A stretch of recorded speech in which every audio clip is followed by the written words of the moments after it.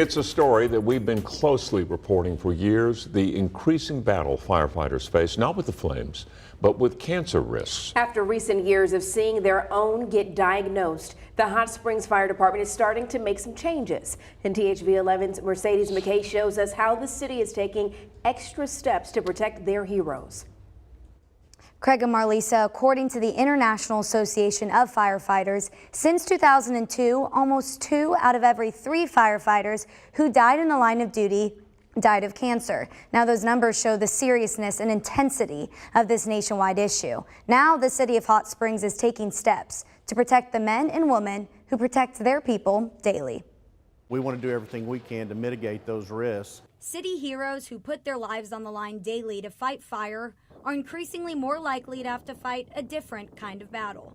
Firefighters are exposed to many carcinogens just in the course of what they do and their responsibilities. In the past 4 years, Bill Burrow, Hot Springs city manager, said these exposures began to hit home when 5 of their own were diagnosed. 3 of those were skin cancer, and you know, that's something that we feel like we can play a role in mitigating that risk. With a recent grant, they were able to put these exhaust systems at all of their stations, which channels fire truck exhaust to a ventilation stack that releases it from the station. So none of that diesel exhaust or soot enters even the hot zone or the transition zone or the cooling rooms. The next plan is to divide fire stations into 3 different zones: hot, transition, and cool. With that, we're able to at least mitigate a large portion of the risk that firefighters face as they enter into their living quarters. Apparatus bays, hose racks, and equipment storage would be in the hot zone, where some of your turnouts are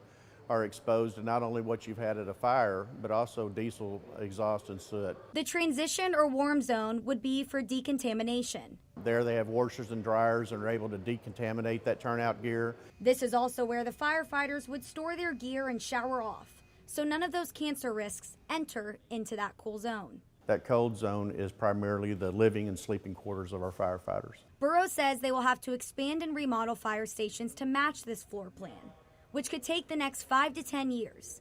But the wait is worth it. Firefighters, they protect us each and every day, and we want to do everything we can to protect them. Even though none of the fire stations have these zones laid out, most of them have started the practice by taking off their gear at the scene and immediately putting it into trash bags before they get into the truck to head back to the station.